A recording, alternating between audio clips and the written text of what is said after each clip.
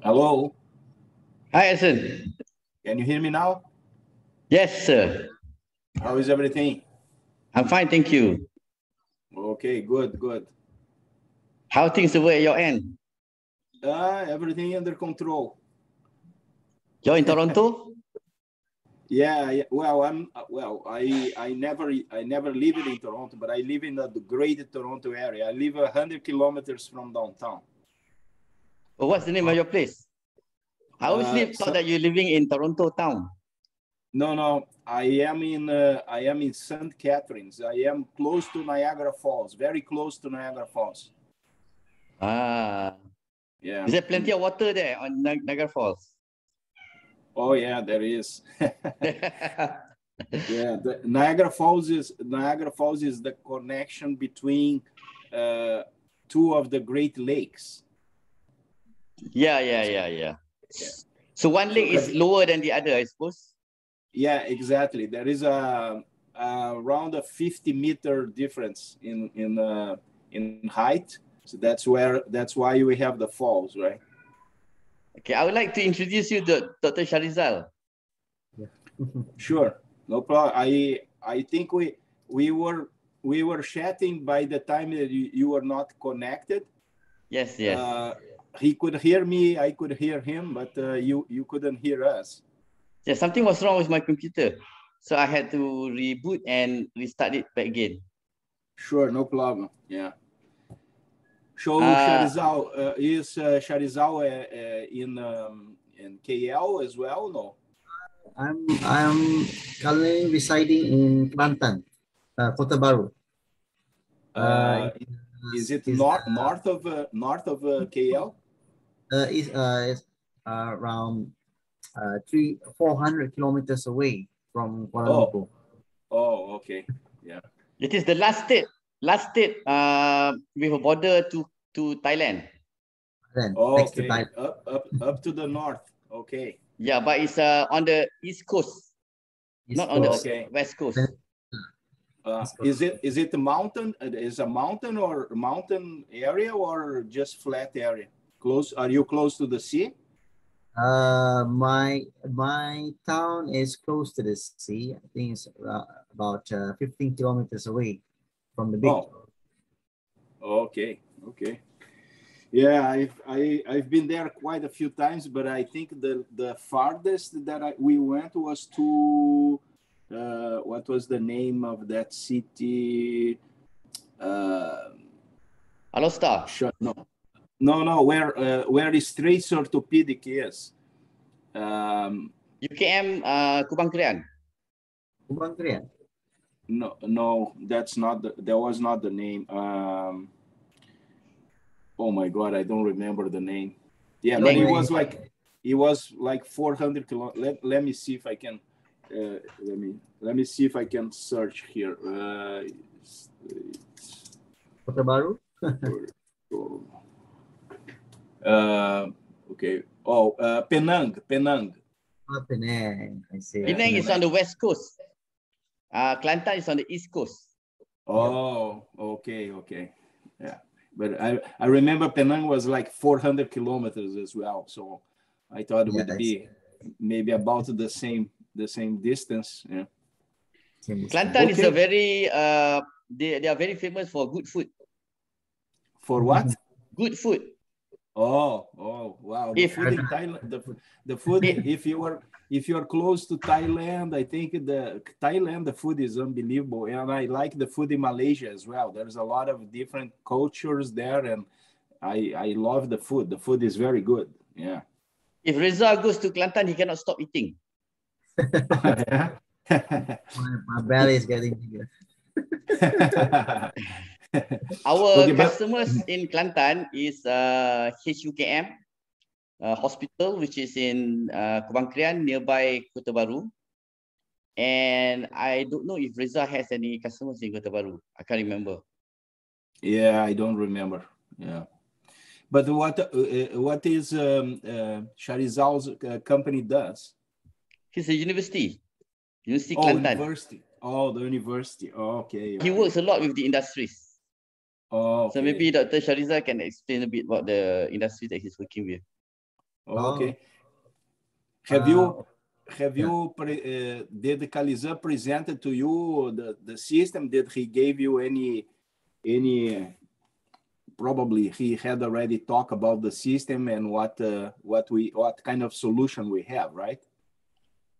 Not much. Not much. Not much. Okay. Let's listen to Dr. Sharizal first. Okay, there are two interests here. Number one, we'd like to present the system to Dr. Sharizal to see if there's any industry in Kelantan that can use it, or the government of Kelantan. The second thing is that Dr. Sharizal is interested to find whether there are any opportunities of putting himself and his colleagues who are experts in manufacturing in jobs in Canada and US, or Brazil for that matter. Okay. So that's a two-way interest here. Okay. Well, in regards to this, in regards to opportunities here, there are a lot of opportunities. There are many companies looking for people, qualified people, right? And I would say at least 3 of my customers, I know that they are looking for people, but the problem with Canada and US are the immigration laws, right? So if you are planning to come over here, there is a process that you have to fulfill, right? But of course, if you have a job offer, or if you are connected to a university or something, it might be a lot easier to come. I have a nephew that was in Brazil, and he came to study here. So he applied for a course to attend a course here in Canada. He did that for 2 years, and after that, Canada provides the opportunity of all these students that come to Canada to study to work for a certain period of time on their field, and that opens the opportunity to a lot of people to stay in Canada, because if you once you complete your course, you get a job on the same field like you have studied, and then expose you to the company and to other job opportunities, and that opens the door for you to apply for an immigration status, for you to remain in Canada and keep working, and then after 3 years,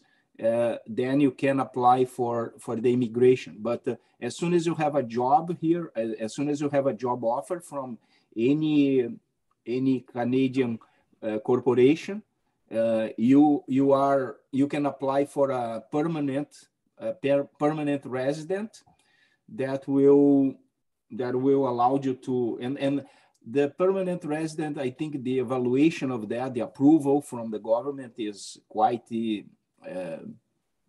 fast, I would say, but it might take maybe 6 months for something like that. But with all this COVID, with all these issues that we had over here, there was a lot of people. There is a lot of industries that are really looking for skilled employees, skilled people to come. And Canada receives like I don't know, but I don't know the numbers, but I would say it's like 50 30,000 or 40,000 immigrants every year. So there's a lot of people coming to Canada all the time, right? In regards to this, also there are Canada, of course, is a country, but the structure, the country structure is quite unique, because each province has its own rules, its own laws, and for example, in terms of immigration, each province has their own qualification process, their own. You don't apply to the federal government, let's say, to remain to come to Canada for immigration. You apply to the province government. So depending on where you wanted to come, then you can apply to Ontario, where Toronto is located. You can apply to Quebec or Montreal, for example, which is another province. You can apply to the West provinces, or so every one of these provinces, they have their own laws, their own requirements. Some of them are more restrictive. For example, if you apply to come to Ontario, where most of the manufacturing is, most of the population is, it's very hard. The government requires a lot of things. They don't provide you any support for anything. But I know that some other provinces like Quebec, they provide you a lot of, they give you a lot of things. For example, if you come, you can get, for example, food for 3 months. So they provide you, they help you to, they provide you language training. They provide you some other details, some other things that might be nice, right? And especially if you are a newcomer, so you can learn a lot of things, right? Is there a possibility of getting a job offer before you come to Canada? Let's say, for example, somebody were able to secure through the internet jobs in Canada. With that job offer, then can they apply to work in Canada? Yes. Yeah. If you are in contact, for example, if you apply to a job and you get a job offer, you can apply to come to Canada, showing on your application that you have a job offer from company X, and that will count for your qualification, let's say, okay? And of course, depending on who the company is and what kind of industry they are, etc., the government will give a priority for your application, right? So, but yeah, there are, if you have a chance, I know a person that came to Canada. He is an engineer, and he was working in Brazil. He applied to a position here in a company here in Canada, and he got the application. I think I don't know how long it took, but I would say probably 6 to 8 months, something like that. Of course, some of these companies, they might, because everything now can be done over the web, so you can have conference calls, you can have interviews, etc., etc. But in the worst case scenario, they might require you to come over and do a personal interview, right? And the point is that if you apply with a job position, your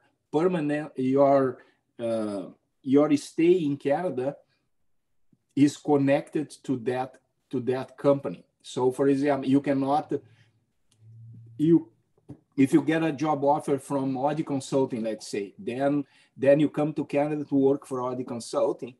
If you don't, if you, for any reason, you decide, okay, I don't like Audi Consulting, I'm going to look for another job, you might have to apply to the government that your employment with audit didn't work. Then you got and in case you have another job offer from another company, then you can transfer, let's say, your job from one location to another. But I don't know all the details. I don't know how this works. When I came to Canada 20 almost 23 years ago, I came like this. I came for with a job.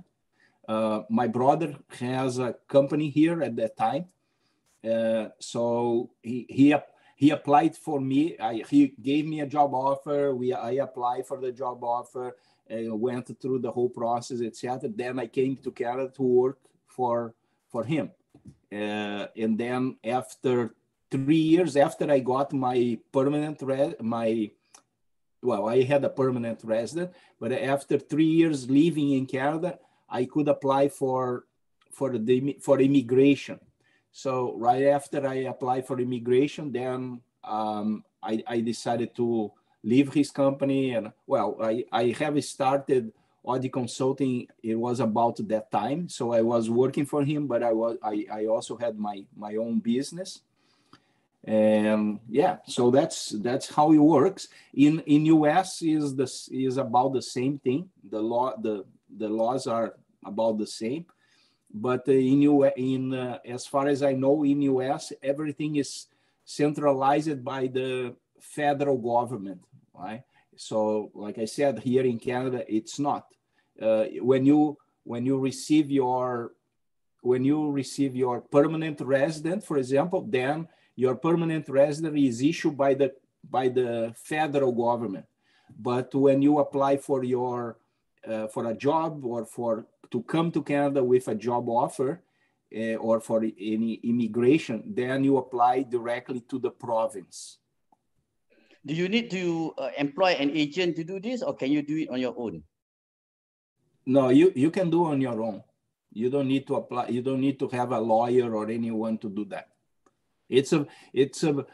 The process is quite simple. There are quite a few documents that you have to submit, right? But everything becomes more easy if you do have a job offer, because there are certain things, for example, that you have to understand here. When you come, if you are, for example, you are an engineer, okay? You graduate in Malaysia, or I graduate in Brazil as an engineer. Your diploma, in most of the time, is not recognized here. So there are certain profession, certain graduation courses that you have outside Canada that would be recognized. Engineering is not one of them. Doctor or medical school is not another one of them. Okay, so there are certain skills, certain professionals, some degrees are recognized, others are not. So even if you if you are intending to apply, if you are an engineer, let's say, and you wanted to apply for an engineering position here, the company will hire you, but officially here, you are not going to be, you won't have the title of an engineer, let's say, because you are not graduated here, except if you do some, let's say, post-graduation courses or something like that, that the university you will have to submit to the university will accept you, etc., etc. So that is I don't know all the details of the process, but yes, it's I know a lot of people that came to Canada and they did everything by themselves. Okay, after you come, if you are applying for immigration, then it's a different story, because the government, there is a lot of bureaucracy. there's a lot of things, a lot of forms, a lot of information that you have to provide.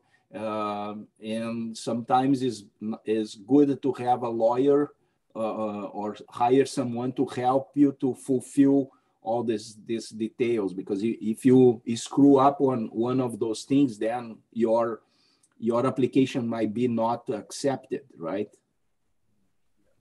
Can you start working there first and work towards a permit, or do you have to have the permit before you start working there? You have to have a permit to work. Very, very, very hard, very rarely a company will hire you if you don't have a permit, because if the government finds out, the company will be fined for a very huge amount of money. There are some other problems, like, for example, depending what are you working, if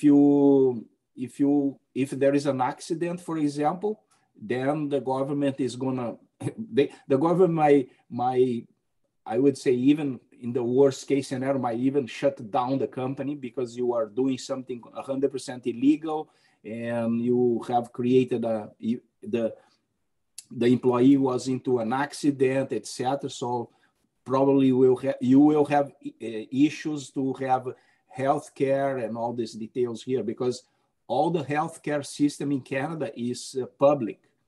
Okay, so if you come to Canada and you don't have a healthcare provided by the local government, then you are screwed, because if you have to go to a doctor, if you have to do whatever exam, etc., you would have to pay from your pocket, which is very, very expensive. Yeah, is there any would it be easy for universities in Malaysia to strike up some kind of a relationship with university in Canada, to make it easy for professionals in Malaysia to work in Canada? Kaliza, I don't know how to answer that, but I don't really think so. Okay, because, for example, if there is a university in Canada and a university in Malaysia, and these two universities they partner, they create a partnership, I don't believe that the university here is going to accept people from graduated in Malaysia just to come, and they will automatically recognize their certification or their diploma.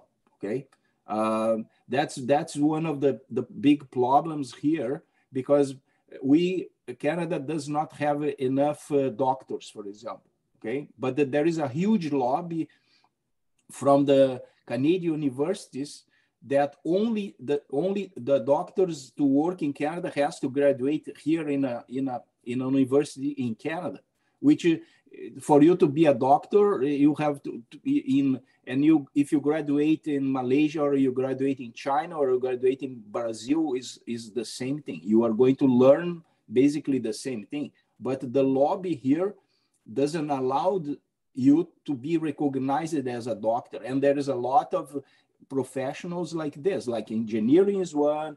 If you are a dentist, so there are lots of courses that they are not recognized, but mostly because there is a huge lobby from these universities that they want you to pay their tuition, right, to graduate over here. So I really, if the two universities they partner, they would be the partnership I'm looking would be more in terms of exchanging students or exchanging teachers, and say, okay, you want to come to Canada as a teacher at this university, you can stay here for a certain period of time, or send teachers to Malaysia for a certain period of time, something like that. For any chance, do you know Moen? Do you remember Moen, our partner in China? Do you remember him?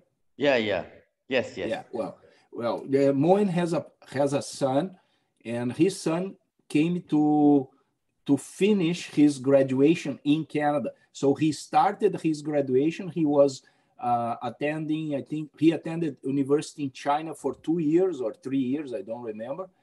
And then the university that he was attending in China had a partnership with a university here in Canada. And then he did 2 years in China, and then he was accepted by this university here in Canada to complete his course here.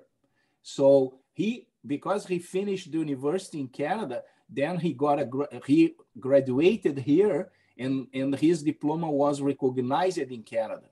Okay, so that might be one of the part. There are partnerships. I know there are many partnerships with many universities that they partner with universities all over the world, right? But that's the only kind of relationship. I don't believe that any university would allow graduates from Malaysia complete the whole course in Malaysia to come to Canada to work in Canada just because there is a partnership between the two universities. I don't think that this happens. Okay. How about partnership in terms of development of some technology? Because I know development of some technology. So the universities, they partner together to develop further some technologies. For example, Dr. Shahrizal himself and his university has developed some technologies in laser technology, for example, for cutting things in metal. So that technology is quite unique in the sense that it will help industries to improve their production and their products.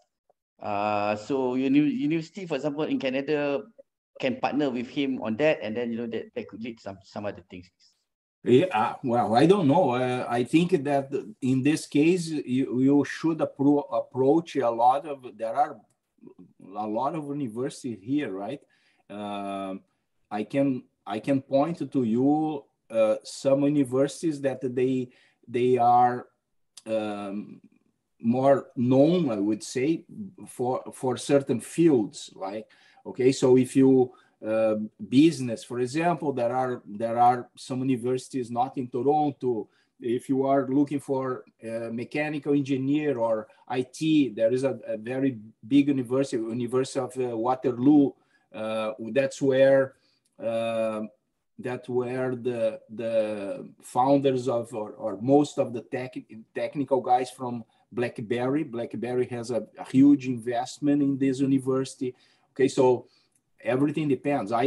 This is not my expertise. I don't know, right? But there is. You can go to a government site. You probably will be able to see a lot of universities there. There might be some ways for you to connect with those universities, and inside the university there are the faculties, which are because, for example, University of Toronto has, I don't know, maybe 20 faculties.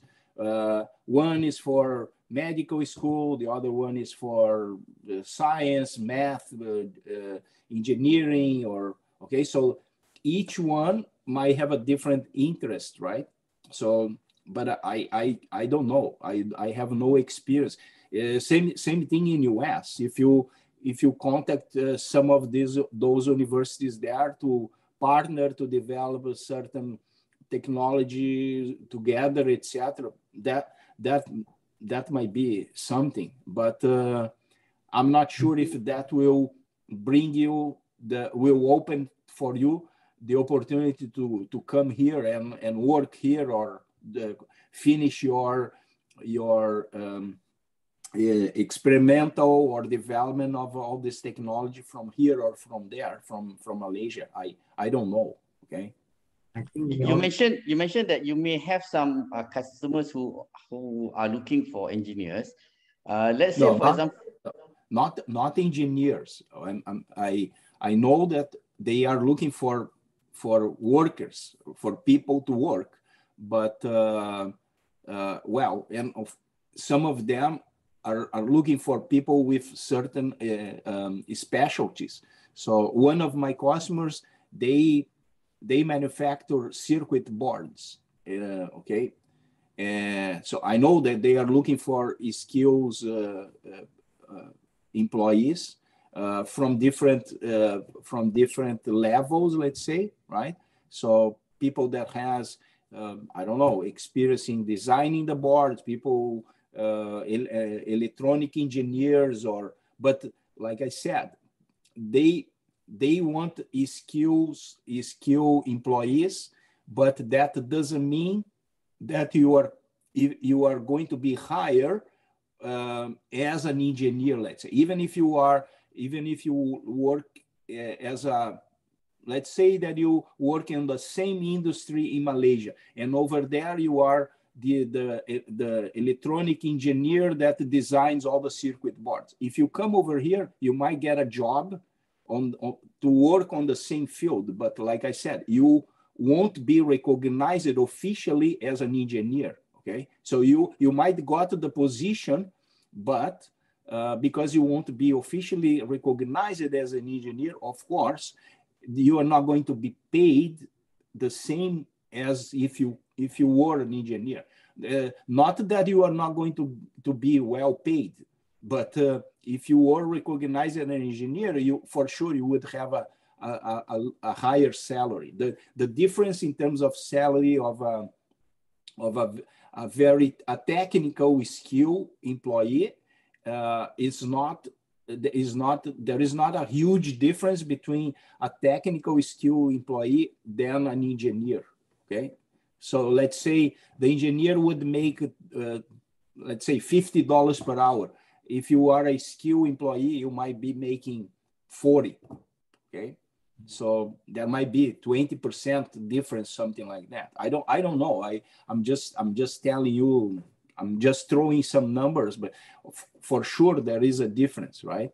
But if for example, if you are really intending to come, or if you are planning to come, I think the best strategy, let's say, would be to find a university where you would be able to apply for a course, to do a post-degree course, or especially to a specialty degree or something like that you could come and stay here for 2 years studying or completing something on top of what you already have, because that will start the process for you. Okay, like I said, once you complete this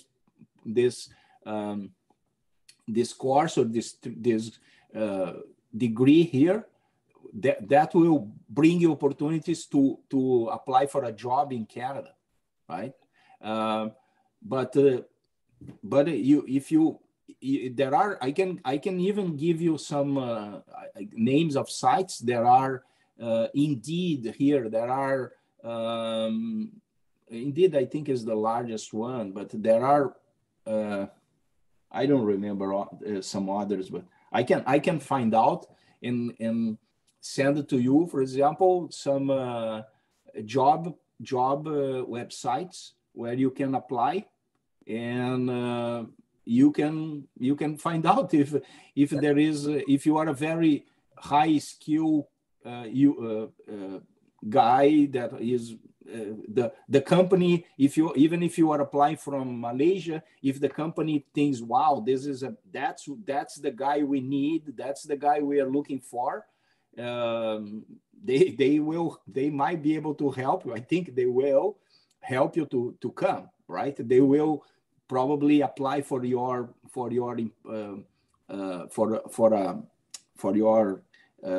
job, etc. Because when you come like this, you come with an employment authorization, let's say. Okay.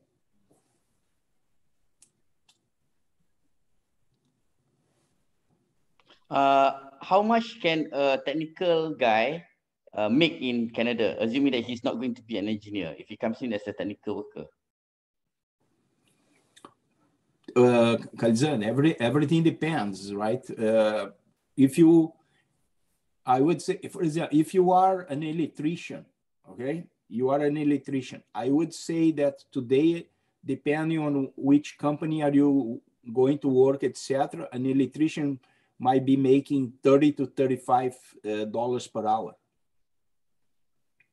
That is equal to about 6,500 Canadian dollars a month. 30, yeah, we have a, I don't know, let's calculate here. You are making, let's say, $30 per hour times 40 hours per week times 4. So you would be making $4,800 per month.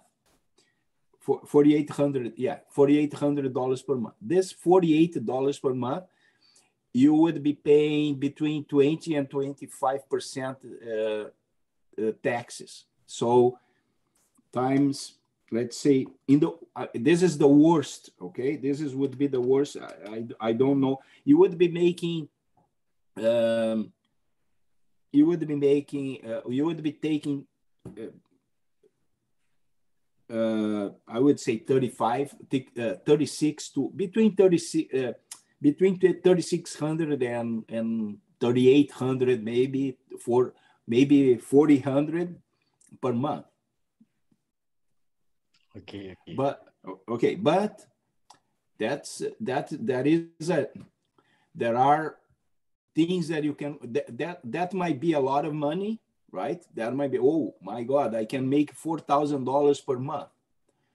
Yes, you can, but you have to consider all your costs here, right? So if you are, depending where are you planning to stay, if you stay in the Greater Toronto area, for example, okay, you are not going to find anywhere to live that you would be paying less than $1,600 to $2,000 per month in rent.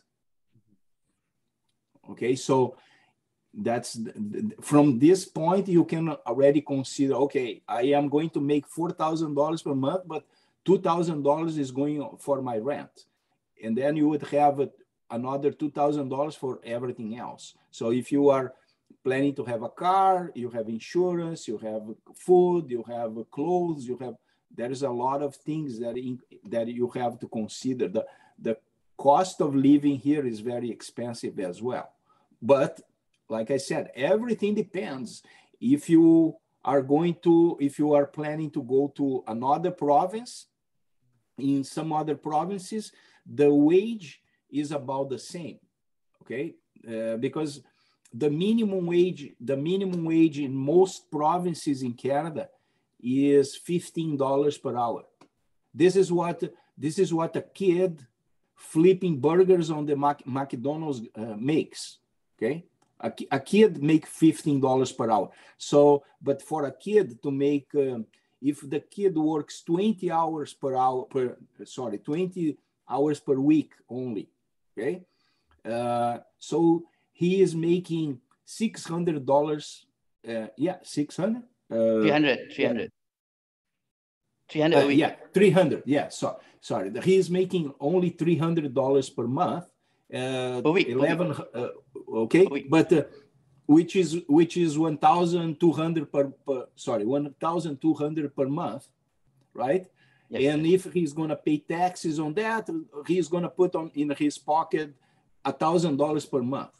$1,000 per month for a kid is a lot of money, because if you live with your parents, you don't pay your food, you understand? So it depends. Everything depends on what is your status here. If you are coming with your wife, and your wife is going to work, and your wife is going to make $2,500 per month, then you might say, okay, my wife will work to pay our rent and maybe pay a little with some utility bills and things like that. And then if I work as a skilled worker and I make $3,500 more, that 35 will only be for living costs. So you can have a car, you can have a lot of other stuff, right? So everything depends, and it depends also where are you going to be located, because if you go to some other provinces, the rent is cheaper, right?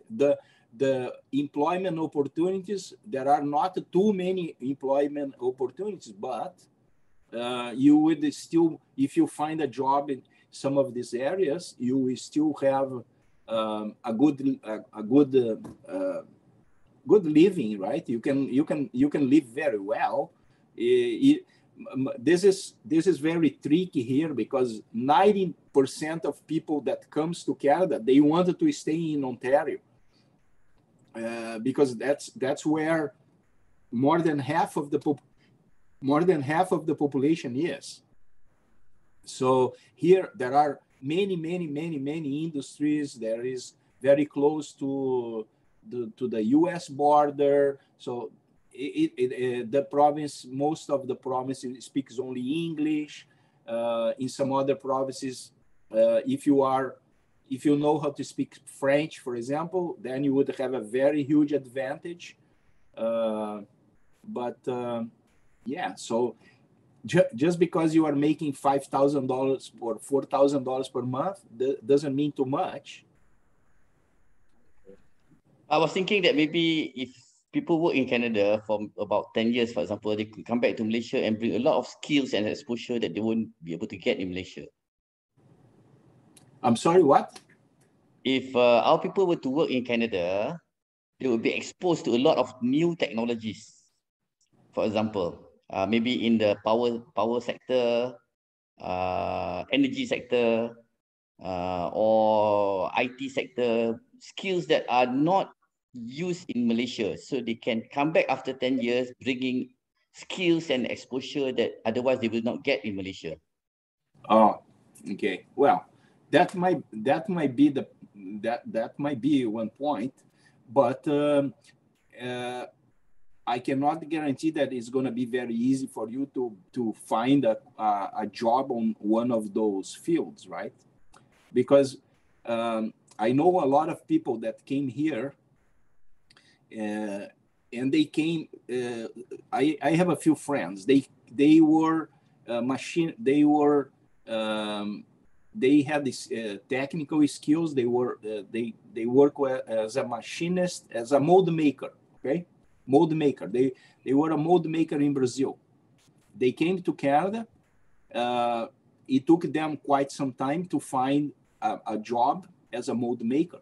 So by the time that you get a job on the skill you have, sometimes it's not that easy, right? But everything depends. Right now, there are, like I said, right now there are hundreds of job opportunities. Okay, I know one of my wife's relatives came to Canada not too long ago. I think maybe 3 or 4 months ago. They applied for immigration. They went through the whole process, etc. They went to the province of Quebec, and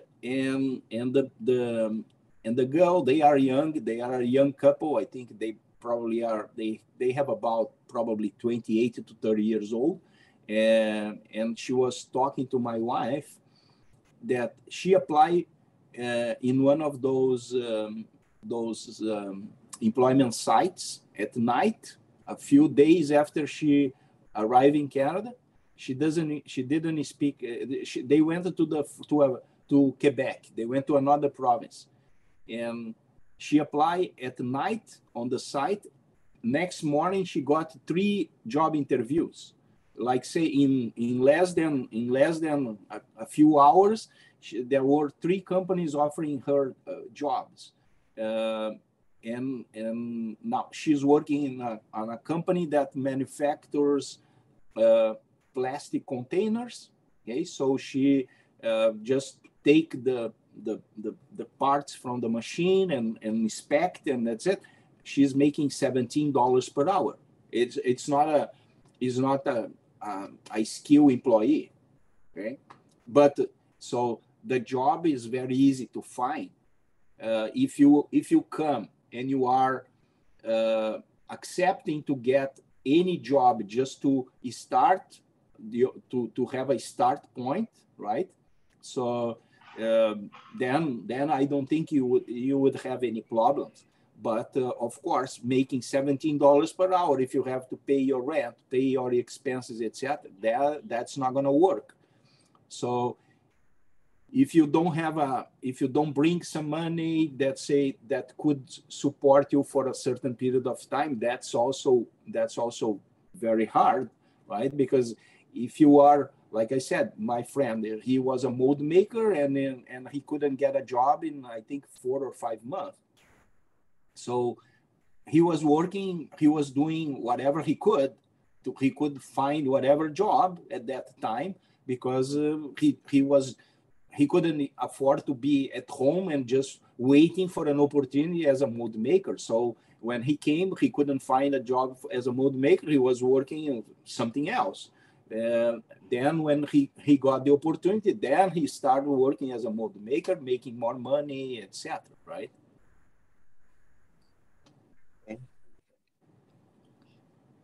Maybe you can try to understand, Dr. Shahrizad. Any questions to Edson?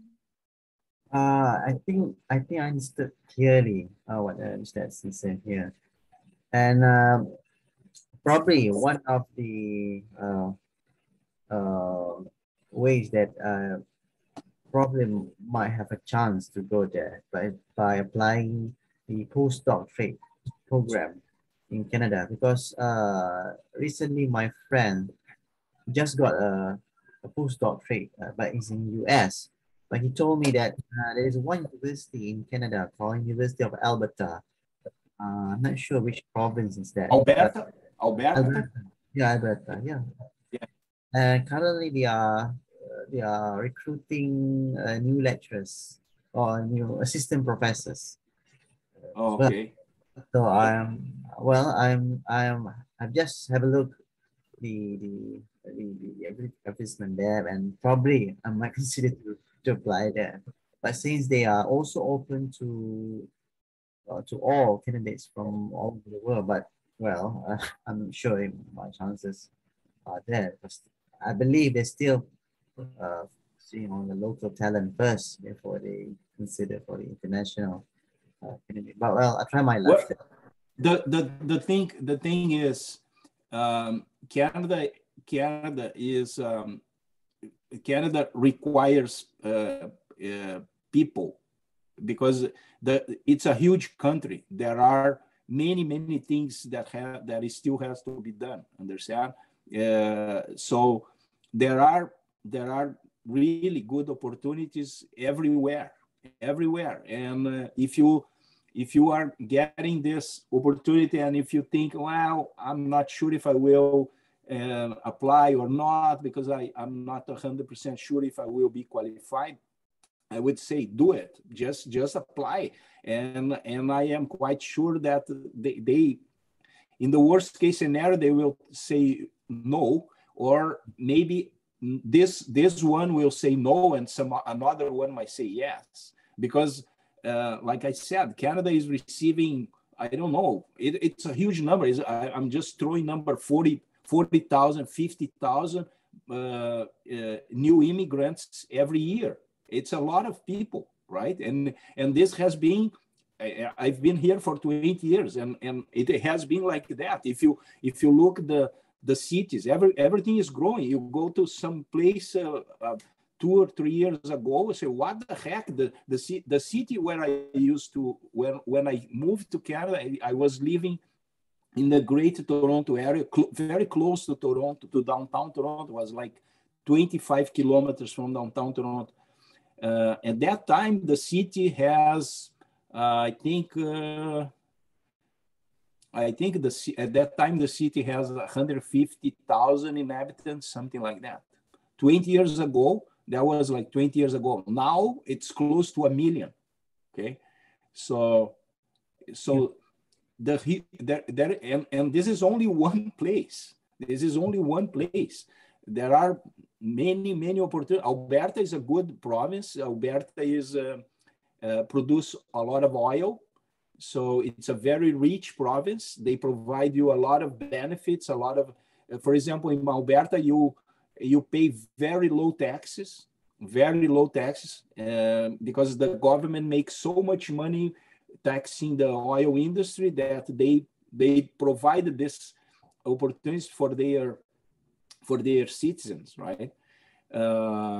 So, for example, in other provinces, like here in Ontario, everything you buy, you have to pay 13% taxes. So if you buy a car, you have 13% taxes, and it's included. Well, when you look at the sale price in a shelf, if you go to any store, you want to buy a book, and the book is $10.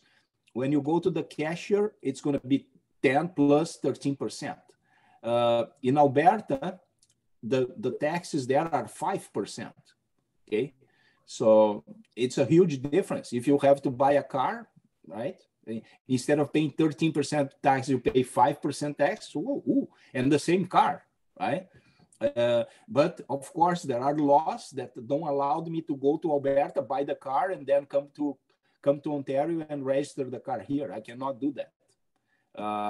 Otherwise, everybody would be buying things in Alberta, right? Yeah.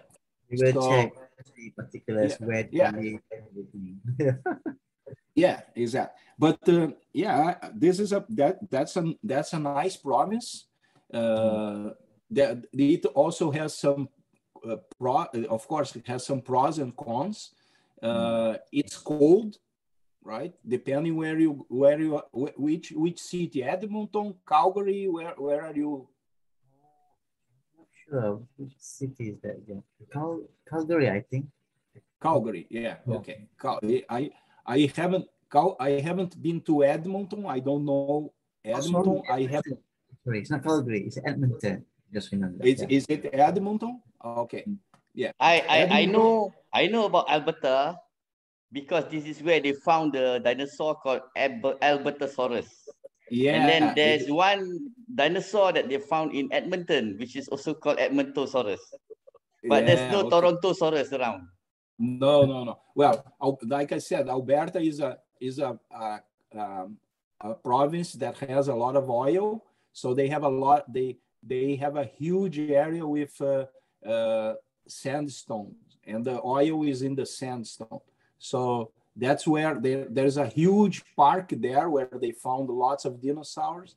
There is a lot of universities focusing that. So yeah, it's very, very famous worldwide. I have a customer in Calgary.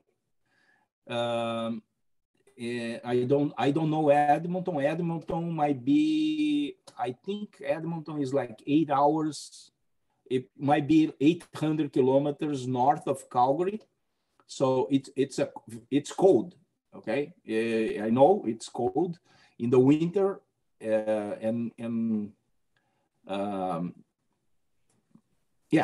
Well, here in Canada, you are going to have you will never find any place like Malaysia or any other country like Thailand or the Caribbean or so. Here in Canada, if you wanted to go to a warm place, you have to go to Florida, fly to Florida, or you have to go to Mexico, to Punta, to the Dominican Republic, or any country in the Caribbean. That's all. If you are here in Canada, there is no place where you are going to have a summer all year. And the temperature, the difference between our summer and our winter is huge. You have minus 40 in the winter and you have plus 40 in the summer. So that, okay. But I think if you have this opportunity to come and to apply, I think you should. And yeah, you might get lucky. Maybe Dr. Shahrizal can go through what are the technologies that UC Kelantan has that might be relevant to AdSense customers, for example, in Canada and US. No, bear in mind, AdSense coverage is not only US and Canada. He also got the entire Asia. So we are just part of his coverage in Southeast Asia. But then even China is part of his market. Yeah, well, I moved to Canada. You mean in terms of SoftExpert, in terms of what I do? SoftExpert, yeah. Yeah, well, I moved to Canada to start marketing the products here, and then we had some opportunities in Asia. Then I developed some partners in China, in Thailand, and Malaysia, right? So we've been working with Medicsoft for, I would say, maybe 12 years, 10 to 12 years. Well, the number of customers and all these things, they don't reflect all this period of time for us for a lot of reasons. But yeah, we've been the product is very stable. We have lots of customers. SoftExpert has, I would say, probably around 2,000 customers worldwide. Then they had expanded also their operations to a lot of countries in Europe and Turkey and Romania and Italy. They have a partner in India, in Japan, Africa. Japan. No, not a partner in Japan. They have a partner in Australia, which is trying to sell in Japan, let's say.